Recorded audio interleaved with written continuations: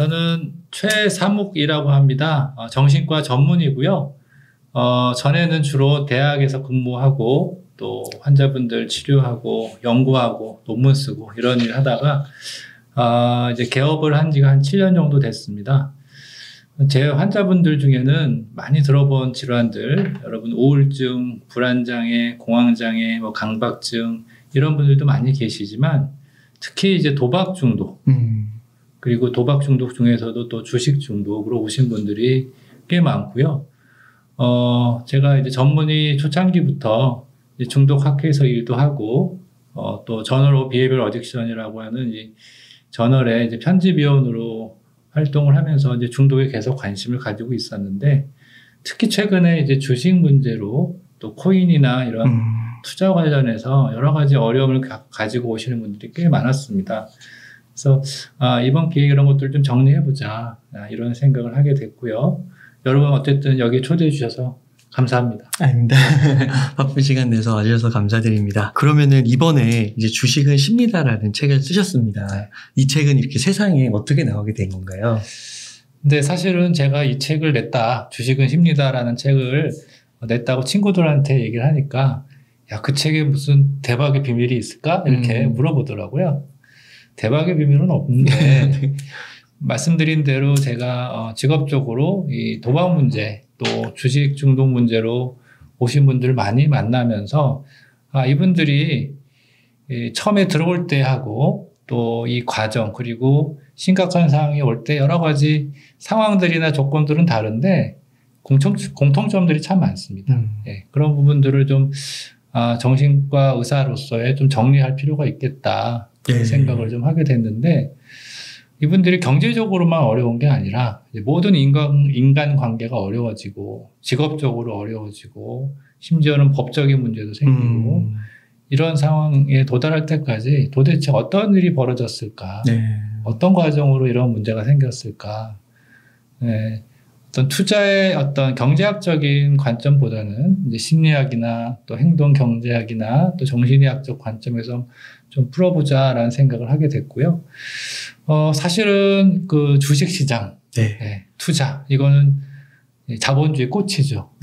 우리가 만약에 이 주식시장이 없었다면 이 유튜브도 불가능했고, 또 뭐 스마트폰이나 전기차도 아마 경험을 못하지 않았을까 생각이 드는데, 그래서 아시다시피 우리가 투자한 돈으로 기업이 성장하고 발달하고 그 돈을 또 이익을 주주들이 이렇게 공유하고 그래서 서로 윈윈하는 너무 아름다운 스토리잖아요. 근데 문제는 기업이나 또는 주식시장이 투자자들한테 돈을 돌려주지 않는다. 돌려줄 의무가 없죠. 심지어는 투자자들이 돌려주기도 전에 미리 스스로 급하게 이 이익을 보려고 하다가 정말 낭패를 보고 어려운 경우들을 많이 경험해서 저희 클리닉까지 오시는 경우들 그분들을 만나보면서 도대체 뭐가 문제일까 이런 생각을 좀 하게 됐고요. 그런 것들을 작지만 제 투자 경험 또 많은 책들 또 제 임상 경험들 또 연구한 결과들을 토대로 좀 정리를 해보고 다행히 또 출판사에서 출간을 허락해 주셔가지고 세상에 나오게 된 것 같습니다. 네. 실제로 지금 장도 그 코로나 이후 때 이제 많은 분들이 처음에 들어오셨다가 요즘에 장이 좀 안 좋으면서 힘들어하시는 분들이 많으신 것 같더라고요. 그래서 좀 여쭙고 싶은 게 이게 왜 개인 투자자들이 주식 투자를 힘들게 하고 또 이제 궁극적으로는 좀 실패를 해서 이렇게 찾아올 수밖에 없는지 그 이유가 궁금합니다. 네, 사실은 제 책에도 그런 내용들을 주로 많이 담아왔습니다. 그래서 여러분들 좀 이해하기 쉽게 제가 슬라이드로 준비를 했는데 좀 슬라이드를 보여드릴까요? 자, 이 그림을 보시면 차들이 쭉 달리고 있는데 어떤 차가 이렇게 뭔가 추월을 하려고 하고 있는 것 같아요. 저희가 요즘에 많이 듣는 얘기가 경제적 자유란 얘기를 많이 하잖아요. 참 좋은 얘기 같습니다. 왜냐하면 제 외래에서 오시는 그런 20, 30대 분들이 너무 힘들게 청춘을 태워가면서 학비를 벌려고 알바를 하고 이러면서 오시는 분들을 보면 그리고 또 회사원들 직장 내 스트레스 너무너무 많죠. 그래서 뭔가 좀 새로운 삶을 살고 싶다 이런 분들이 너무 많은데 이 경제적 자유란 말이 언젠가부터 우리 주위에 이렇게 맴돌게 된 것 같습니다. 생각을 해보면 97년이었겠죠? IMF. 우리나라가 그냥 부도가 난 상황. 그렇죠? 그래서 나라가 부도가 난 상황에서 각자 도생해야 되겠다. 이런 마인드들이 국민들한테 조금 있었던 것 같기도 하고 그런데 제 기억으로는 아마 2002년인가요? 부자 되세요 뭐 이런 카드 선전이 있었던 것 같아요. 맞아요. 제 기억에 그게 강하게 남는 거 보면 그때부터인가 우리가 부자 되라고 하는 게 덕담으로 알려지고 사람들이 이렇게 사는 게 좋은 거구나. 이렇게 축복도 해주고 응원도 해주고 부자 되라는 말을 쉽게 쓰게 된 것 같고 또 언젠가부터는 대박 나세요. 이런 용어들도 많이 쓴 것 같아요. 그러네요. 제 딸이 제 어릴 때인데 오래된 얘기입니다. 대박 이런 용어를 쓰더라고요. 깜짝 놀랐어요. 왜냐하면 제가 그동안만 해도 이제 도박 치료를 했던 사람이니까 네가 그런 용어를 어떻게 아느냐. 그건 잭팟이라는 용어인데 그거 아빠 그게 아니라 이건 좋다는 뜻이야. 멋지다는 뜻이야. 그래서 제가 딸한테 배웠는데 지금은 뭐 대박이라는 용어가 정말 great, wonderful 이런 용어로 쓰이는 거를 좀 다 알고 있지만 아마도 대박이라는 용어가 그런 뜻으로 쓰이는 나라가 또 있을까? 우리나라 말고. 그런 생각도 좀 해봤는데 이제 작년 코로나 시작할 때 남들이 이제 뭐 코인으로 주식으로 아니면 부동산으로 많이 벌고 퇴사한 사람들 파이어족들이 미디어에 나왔잖아요. 그래서 이렇게 추월하는 차들이 하나 둘 생기니까 자기 속도로 이렇게 달리는 평범한 사람들 자기 속도 자기 방향으로 안전 속도를 지켜가면서 달리는 많은 사람들이 처음에는 하나 둘 보내주기 시작했는데 계속 다른 사람들이 이제 앞서가면 이제 불안해지기 시작한 것 같아요. 그래서 추월차, 그래서 나의 방향과 속도가 애매한 분들이 얼떨결에 쫓아가는 거죠. 그래서 첫 번째 이유, 결국 어쩌다 주식이라고 제가 써봤는데 남들이 하니까 얼떨결에 시작해서 들어갔는데 대체로 이런 분들은 정말 옆 사람에서 아니면 미디어에서 얘기 듣고 종목 사고 뭐 분석도 없고 또 트레이딩 개념으로 사고 팔고 너무 쉬우니까요. 그 다음에 이제 뭐 몰빵이라고 하죠. 집중 투자를 하고 또 이게 될 것 같으니까 뭐 이거 돈 더 빌려가지고 하면 더 큰 수익을 빨리 낼 수 있겠다 하고 또 심지어는 가족 몰래 하는 경우들도 많이 있는 것 같아요. 이 그림에서도 보면 앞에서 누가 가니까 덩달아서 가는 나중에 나오는 편향 중에 이제 이 홀딩 이펙트라는 건데 무리지어서 간다는 개념이죠. 그래서 이런 분들은 결국은 뭐 장세가 안 좋아지면 불안해지고 공포에 빠지고 어떻게 해야 될지 모르니까 나는 주식이 안 되나 보다 이렇게 이제 그만두는 그런 분들인데 두 번째 이런 분들은 결국은 자기 관찰이 필요하죠. 다시 시작해야 되죠. 그래서 나의 욕구와 동기가 뭘까? 왜 내가 정말 투자를 해야 되는가? 왜 그 투자 중에서도 주식을 해야 되는가? 아주 기본적인 것부터 생각을 해야 될 것 같고 내가 가지고 있는 속도와 방향이 무엇인가? 그것과 투자가 어떻게 접목이 되는가? 내가 만들고 싶은 행복에 투자가 어떻게 도움이 되는지에 대한 가장 기본적인 것부터 점검을 해야 될 것 같고 그다음에 두 번째는 그럼 내가 투자를 한다 그러면 내가 투자에 과연 적합한 사람인가? 예를 들면 제가 우연히 TV에서 이 반려견을 키우는 분들을 봤는데 반려견 3마리를 한꺼번에 키우시더라고요. 그래서 그 강아지 반려견 코칭해주는 전문가가 코칭을 해주셨는데 이 강아지들이 밖에 산책 나가면 너무 사나워지는 거예요. 집에서는 온순한데. 그래서 그 과정을 쭉 모니터를 해보니까 이 견주가 너무 바쁜 거예요. 그래서 평상시에 이 강아지들을 산책을 뭐 일주일에 한두 번 겨우 시킬까 말까 할 정도.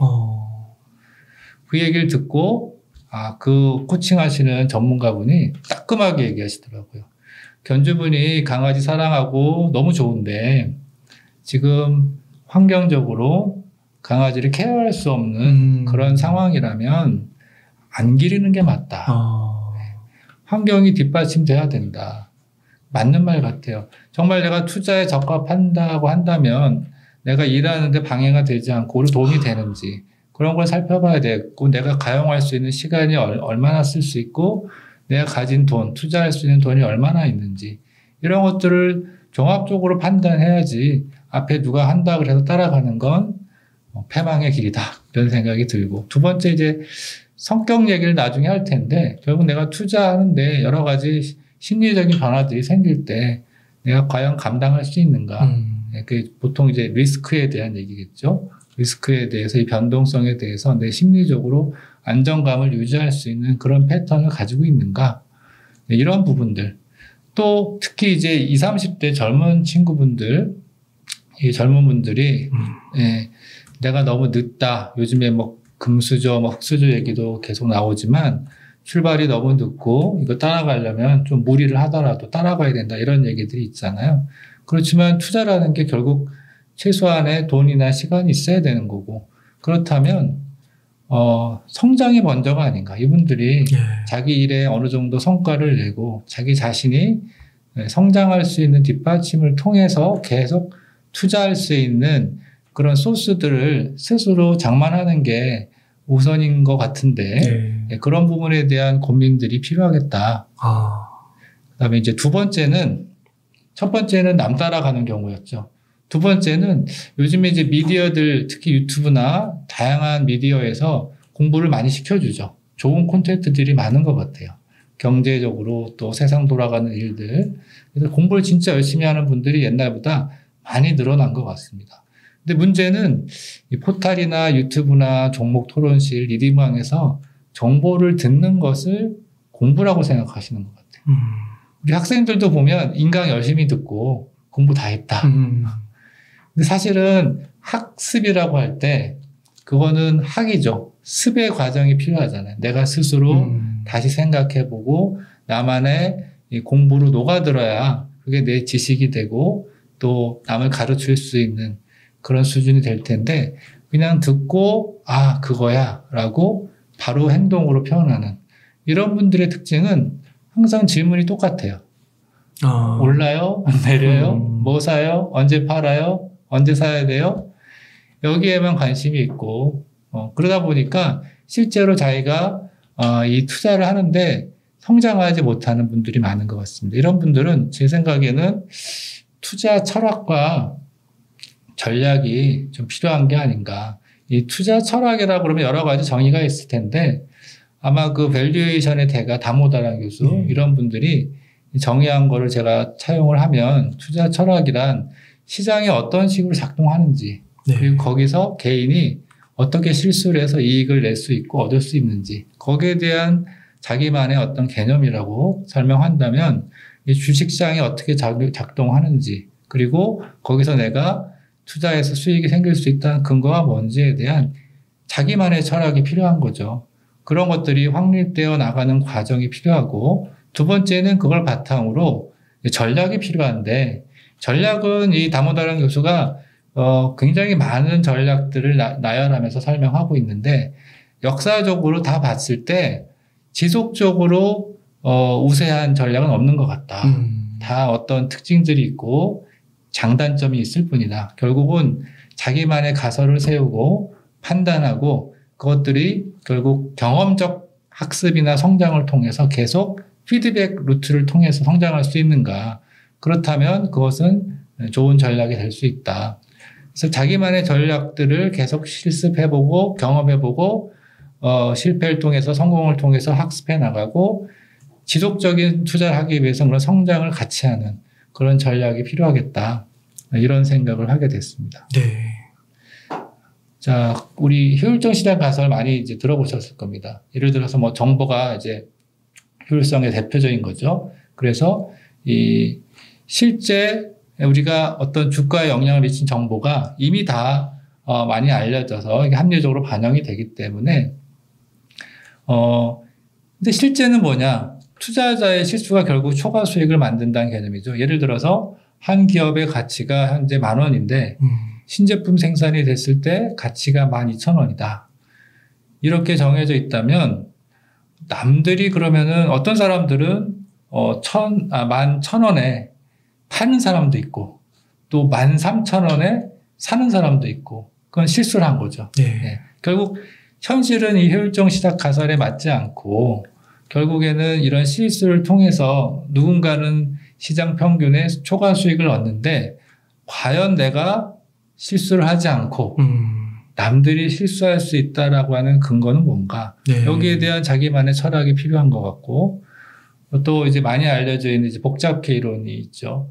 내가 열심히 일해서 노력해서 성장해서 그 결과가 노력한 만큼 꼭 나오지 않는 이 비선형적인 시스템이 이 복잡계인 특성인데 아마 콜롬비아 대학인가요? 마이클 모브신 이런 분들이 이제 많이 얘기했죠. 그 밖에도 많은 분들이 이 주식시장은 굉장히 이제 그 정기 분포를 이루는 게 아니고 주가가 또 인간이 이렇게 비합리적인 것 같지 않고 또 안정적으로 유지되는 시장 가격 균형이 없기 때문에 이제 복잡계라고 했는데 그림에서 본 것처럼 기업의 어떤 이익, 매출, 성장 이런 것뿐만 아니라 뭐 금리, 뭐 환율 요즘에 이제 금리가 이슈긴 하겠지만 또 이거 외에도 결국 이제 팔고 사는 사람들의 심리 또 그 뒤에 있는 수많은 사람들의 집단 심리 그 외에도 우리가 코로나 시대에 많이 경험한 것처럼 뭐 미중 정치적인 이슈 또는 코로나 이후에 백신이라든지 과학적인 이슈 또 록다운 당하면서 사회적인 이슈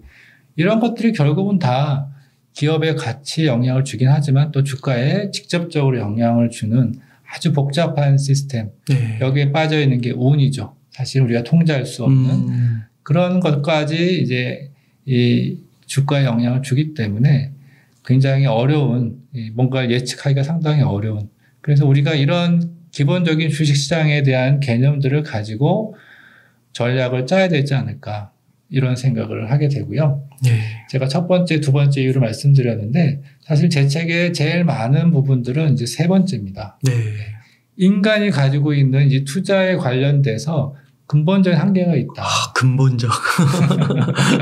아주 베이직한 펀더멘털한 한계가 있다. 그거는 인간의 심리 때문에 어렵다. 결국 심리라는 건 예전에 이제 이 두근두근 하니까 심장이 있다고 생각했는데 뇌죠. 결국은 브레인이죠. 그럼 심리가 결국은 좀 풀어서 생각하면 인간이 가지고 있는 감정, 이모션이고 생각, thinking, thought고 behavior, 행동이죠. 이 세 가지가 대표적인 우리가 관찰할 수 있는 것들이라면 그 기저에 있는 것도 우리가 잘 모르고 또 실제 존재하는 무의식적인 욕망 이런 것들이 우리가 의사결정, 투자라고 하는 선택 과정에 영향을 줄 수밖에 없는데 이런 것들이 결국 투자하는데 아주 유리하게 작동하지가 않다. 그런 내용들을 좀 설명을 드릴까 합니다. 이게 근본적이라는 거는 그러면은 약간 이걸 공부하고 막 훈련을 한다 해도 바꿀 수가 없는 그런 부분인가요? 그거에 완전히 100% 못 바꾼다 할 수 없지만 그만큼 어렵다라고 생각하면 쉽게 생각하면 안 된다. 그렇게 생각하면 좋을 것 같은 게 많이 들어보셨잖아요. 개인 투자자들이 90%가 장기적으로 실패하고 심지어는 전문가 펀드 매니저들도 맞아요. 마젤란 펀드가 그렇게 유명한 이유가 인간이 가지고 있는 한계 그렇게 공부를 많이 하고 경험을 쌓아도 실패할 수밖에 없는 이유는 이게 아까 얘기했던 주식시장 자체의 특성도 있지만 인간이 가지고 있는 투자에 뭔가 안 맞는 그런 부분이 있기 때문에 그렇다. 제가 이제 조금 뒤에 설명할 내용들은 어느 부분이 안 맞는가 그 부분을 좀 말씀드릴까 하는데요. 결국 그 심리 투자하는데 결국 이런 거를 어느 정도 알고 투자를 하지 않으면 안 된다는 거죠. 이 인간의 뇌가 투자에 적합하지 않다는 얘기는 아마 들어보셨을 텐데 우리가 고대 원시대 때 서바이벌 하기 위해서 생존하기 위해서는 뭔가 빨리빨리 움직여야 되고 그 위험을 빨리 감지해서 도망가고 싸우고 이런 쪽에 발달을 할 수밖에 없죠. 그게 발달하지 않은 인종은 죽었을 거고 그게 발달했던 사람들이 남아있는 거죠. 그런데 주식 투자라는 건 아까 말씀드렸지만 뭔가 빨리빨리 뭔가를 하는 게 아니고 감정이 휘둘리는 게 아니고 자기 나름대로의 철학을 지속적으로 유지를 해야 되는데 여기서 이제 어려움들이 생긴다는 겁니다. 또 우리가 돈이라고 하는 거, 이 자본주의 사회에서 필요한 거죠. 그런데 이 돈에 이제 상징성이 있습니다. 이 돈이 가지고 있는 상징성, 또 투자가 가지고 있는 상징성이 첫 번째는 이제 그게 욕구 측면에서 설명을 하면, 서바이벌, 그러니까 생존에 대한 정말 이 밥 한 끼 먹기가 어려운 경우에 돈은 다른 의미가 없죠. 생존이죠. 제가 감명 깊게 봤던 드라마 중에 나의 아저씨, 예, 아이유 씨 나오고 네. 이성균 씨 나오는 거기 보면 아이유가 그 처음에 첫 장면에 이 믹스 커피 서너 개를 한꺼번에 타가지고 줄인 배를 채우고 또 알바에서 남은 이 찌꺼기 음식을 집에 가져가서 먹는 장면이 나오죠. 만약에 이런 분들이 현재에도 있잖아요. 그래서 이런 분들한테는 이 돈이라고 하는 의미는 생존이죠. 서바이벌이죠. 사실은 이제 대체로 저도 라떼 세대지만 586 라떼지만은 예전보다는 너무 잘 살아졌어요. 우리나라가. 네, 산업화 민주화 거치면서 이런 생존의 문제들이 비교적 많이 해결되고 있는 건 또 사실입니다. 그러면 인간은 발전하기 위해서 또 다른 욕구가 작동이 되는데 성장, 자아실현 욕구가 좀 더 낫게 살고 싶고 멋있게 살고 싶고 또 사람답게 살고 싶고 이런 성장의 욕구들이 있죠. 투자라는 게 그런 것 같아요. 개인이 성장하고 기업이 성장하고 국가가 성장하고 이런 욕구들이 좋게 뭔가 선용이 되면 같이 발전하는 윈윈이 될 것 같고 세 번째를 보면 그런데 그 과정에 어떤 분들은 투자 세계에서 이제 결국 사람이 하는 일이니까 매수자가 있고 매도자가 있고 또 짱 보고 있는 관찰자가 있잖아요. 이 세 그룹들이 결국은 서로의 심리 전쟁을 하면서 전투를 벌이고 있는데 누가 이길지, 누가 힘을 얻을지 기업들도 마찬가지인 것 같아요. 조금만 방심하면 또 다른 기업이 나와서 M&A 해버린다든지 정말 잘 나가던 기업이 하루아침에 없어진다든지 아시다시피 뭐 다우존스에 남아있는 기업이 하나도 없는 것처럼 세상이 바뀌면서 계속 그 파워는 움직이고 있고 주식시장에서 벌어지고 있는 일들이 굉장히 다양한 일들이 벌어지는 것 같아요. 마지막으로 네 번째 욕구는 사실은 이제 도박과 주식이 다른 점은 처음에 진입할 때가 다릅니다. 도박하시는 분들은 큰 돈 벌려고 처음에 하는 게 아니고 재미삼아 하거든요. 호기심으로 하고 토토를 하던 뭘 하던 그런데 주식은 그게 아니죠. 재미삼아 하는 게 아니라 정말 돈을 잘 벌기 위해서 들어가는 처음에 진입의 동기는 다른데 그래서 이렇게 각자의 이 도박은 결국은 이제 확률이 50% 미만의 확률로 배팅을 하면서 오래 하면 할수록 지는 게임을 하는 거고 주식은 나름대로 확률을 계속해서 올려가면서 장기적으로 이익을 쌓는 서로 다른 루트로 가야 되는데 제 외래 오시는 도박 중독 또는 주식 중독인 분들은 결국은 처음은 다른데 과정과 결과가 똑같이 갑니다. 주식을 도박처럼 하는 거예요. 그분들은 네 번째 욕구 여기서 스릴감을 느껴요. 네. 뭔가 자극을 느끼고 스릴감을 느끼고 계속 팔고 사고 하면서 트레이딩을 주로 많이 하죠. 그러면서 거기서 뭔가 놀이공원에서 느꼈던 그런 흥분들을 그 안에서 느끼면서 이게 거의 중독으로 가는 길목에 작동을 하는 것 같습니다. 그래서 이런 이 욕구들을 주식 투자를 통해서 채우게 되는데 이게 의식적인 영역도 있고 또 무의식적인 영역이 있어요. 그래서 욕구가 채워지는 건 바람직하고 우리 필요니까요. 좋은 일인데 실제로 많은 분들이 주식시장에서 실패를 하니까 이 욕구가 채워지지 않는 경우도 굉장히 많을 뿐 아니라 설사 욕구를 채웠다 할지라도 인간이 가지고 있는 욕심은 끝이 없잖아요. 그러니까 욕망이라고 그러죠. 그래서 이제 욕구를 영어로 굳이 얘기하면 needs라고 하고 필요라고 하고 욕망은 desire라고 하죠. 네. 그래서 욕구를 채워도 인간이 가지고 있는 욕망이 무한되기 때문에 결국 뭔가 내가 성취를 해도 만족하지 못하고 또 더 큰 거, 더 센 거를 원하는 이런 것 때문에 여러 가지 어려움이 오는 것 같습니다. 어찌됐든 이런 인간이 가지고 있는 심리가 이렇게 작동을 한다는 거 그리고 좀 이따 제가 설명드릴 내용들 우리가 뭔가 선택의 과정, decision making 이런 의사결정 과정에 우리 뇌가 어떻게 작동하는지 그것을 이제 감정 행동 시스템 그리고 정보 처리 시스템 이 두 가지 시스템을 통해서 좀 말씀을 드리면서 주식 투자라는 게 이렇게 좀 어려울 수 있다. 쉽지 않을 수 있다. 이 말씀을 좀 차근차근 드릴까 합니다.